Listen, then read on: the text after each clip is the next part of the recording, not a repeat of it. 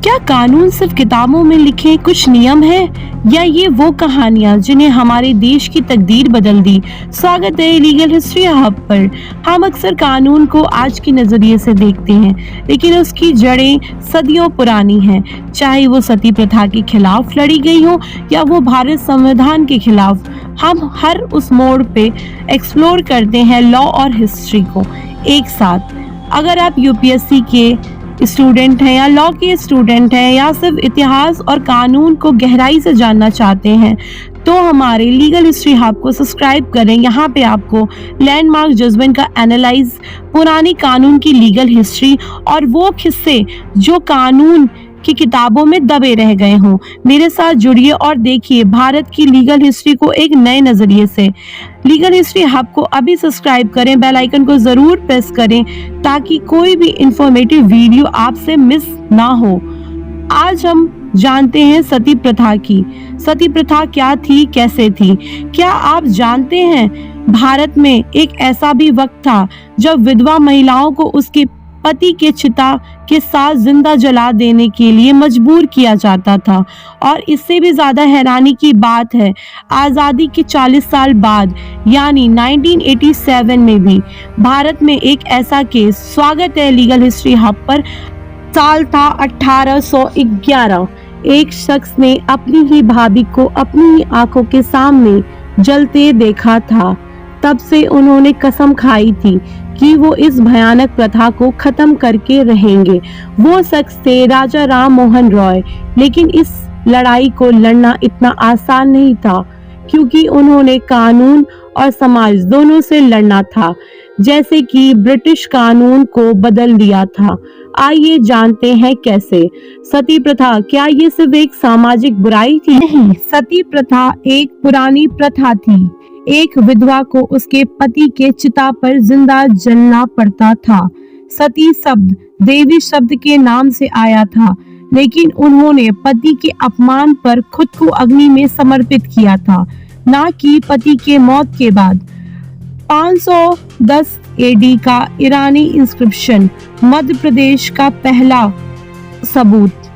राजा राम मोहन रॉय, जिन्होंने इस मनुस्मृति को हटाया, उन्होंने शास्त्रों में साबित किया ये धर्म का अनिवार्य हिस्सा नहीं है। 4 दिसंबर 1829 को लॉर्ड गवर्नर विलियम बेंटिक ने बंगाल सती रेगुलेशन एक्ट पास किया। इसके तहत सती को कल्पेबल होमिसाइड, हत्या करार कर दिया गया। ये वीडियो आपको सती प्रथा के बहुत ही शॉकिंग बातें बताएगा। सबको लगता है कि सती 1829 में खत्म हो गया, लेकिन नहीं।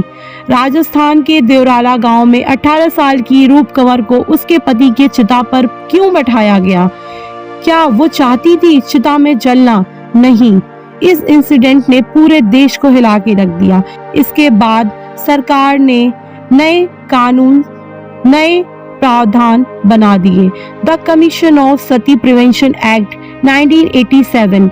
इस कानून में सती होने की कोशिश करने पे भी सजा मिलती थी और सती को ग्लोरीफाई, उसकी वाहवाही करने पे भी सख्त जेल का प्रावधान था।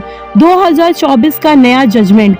हाल ही में जयपुर की एक कोर्ट ने रूप कंवर केस से जुड़े बचे हुए 8 आरोपियों को बरी किया, क्योंकि सबूतों की कमी थी।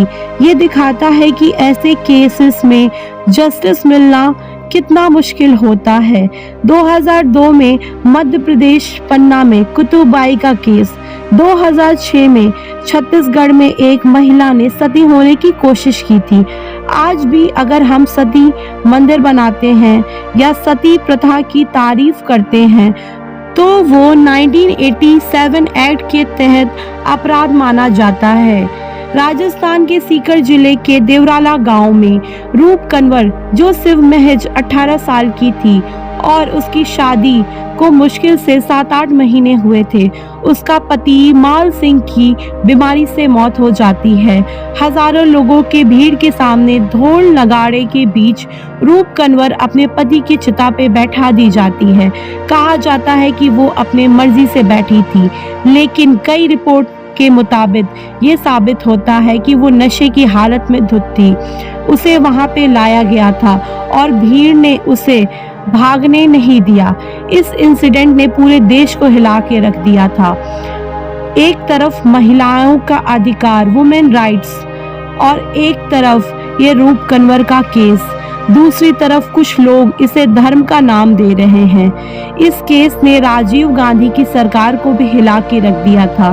तब तक भारत में सती के खिलाफ कोई कानून नहीं था, सेंट्रल कानून नहीं था जो मॉडर्न इंडिया में अप्लाई हो सके। इस केस के तुरंत बाद कानून लाया गया, the commission of Sati prevention act 1987।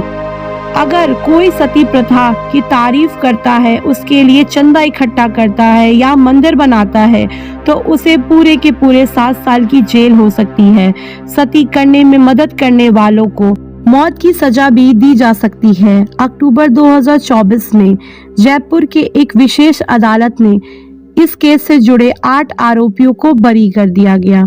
Court ने कहा कि 37 साल बीत जाने के बाद भी गवाहों की कमी है और सबूत इतने पुख्ता नहीं है कि जिससे सजा दी जा सके।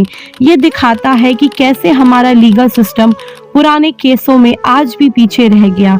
इस केस को दिखाते वक्त हमें ये महसूस होता है कि आज 2026 चल रहा है और इससे पहले पुराने हमारे लीगल सिस्टम कितने आज भी रद्द हैं कि हम उन आरोपियों को सजा नहीं दिला पा रहे हैं। क्या 37 साल बाद सबूतों की कमी और आरोपियों को बरी होना, क्या हमारा कानून आज भी इतना मजबूत नहीं है ऐसी प्रथा को रोक सके? कमेंट में अपनी राय जरूर दें आज के इस लीगल सिस्टम के बारे में कि क्यों हमारा लीगल सिस्टम इतना पीछे रह गया है, क्यों आज भी महिलाओं को पीड़ित होना पड़ता है। सती प्रथा तो खत्म हो गई, लेकिन आज भी डाउरी केसेस में कितनी महिलाएं मारी जाती हैं। अगर ये चैनल आपको इफेक्टिव लगा हो तो आप सब्सक्राइब जरूर करें, बेल आइकन को जरूर प्रेस करें।